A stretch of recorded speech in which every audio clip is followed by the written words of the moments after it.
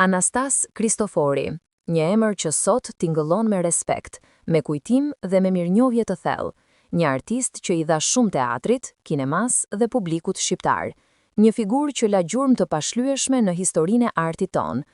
Lindi më 28 nëntor 1943 në fshatin piktorisk të Vunos, një vend që rrënjët e tij do t'ja ushqenin karakterin, ndjeshmërinë dhe dashurinë për artin. Qysh i ri, ai do të kuptonte se rruga e tij ishte skena. Me ëndrat e një artisti të vërtet, ai u drejtua drejt Institutit të Lartë të Arteve, ku u formua profesionalisht dhe ku talenti i tij nisi të marrë trajt të qartë. Në vitin 1971, Anastas Kristofori i bashkohet trupës profesioniste të teatrit popullor, sot Teatri Kombëtar. Që nga ai moment, skena do të ishte shtëpia e tij e dytë, vendi ku ai jetonte, lëvizte, merrte frymë. Me një zë të veçantë, një prani të fortë dhe një dedikim të rrallë, ai do të shndërrori shpejt në një nga aktorët më të spikatur të brezit të tij. Roli i Zotit Dëllfit në Arturo Ui të Brechtit tregoi aftësinë e tij për të mishëruar karaktere të thella, të ndërlikuara, të pasura me nuanca. Në komedinë Prefekti, ai dha një interpretim plot finesë e humor të zgjuar.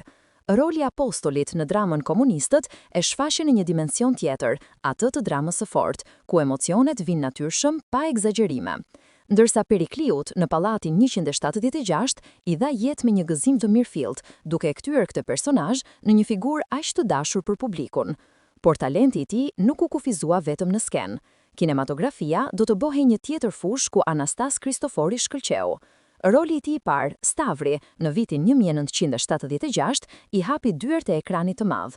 Më pas, publiku do ta njihte si ekonomatin e strehës vorfënore në filmin Lulekuqet mbi mure, një rol i realizuar me mjeshtëri dhe karakter të fortë.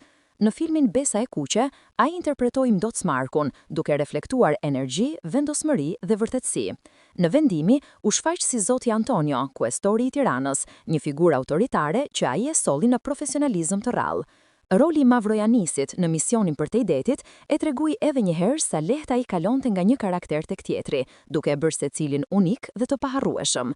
Në vitin 1998, ai rikthehet si Perikliut në kinodramën Po vjen ai, një vazhdim televiziv i komedisë së njohur Pallati 176.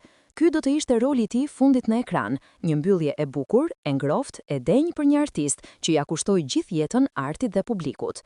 Por kontributin e tij të jashtëzakonshëm, Anastas Kristofori u nderua me titullin e lartë Artisti Merituar, një vlerësim që e pasqyron plotësisht peshën e punës, talentit dhe ndikimit të tij.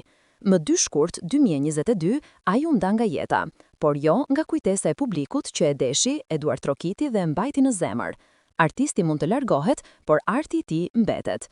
Dhe Anastas Kristofori la pas një trashëgimi që do të jetojë gjatë, shumë gjatë, në rolet e tij, në skenat ku interpretoi, në ekranet ku shfaqet ende sot dhe në zemrat e atyre që e mbajtën mend si një njerëz të thjeshtë, të përkushtuar dhe të jashtëzakonshëm. Sot e kujtojmë me nderim, me mirënjohje dhe me respekt. Sot kujtojmë artistin e merituar Anastas Kristofori, një figurë që i dha artit shqiptar më shumë se sa mund të thuhet me fjalë. Lavdia e tij artistike vazhdon të ndriçojë si një dritë që nuk shuhet kurrë. Faqja na ishte dikur, e kujton me respekt, dashuri dhe mirënjohje.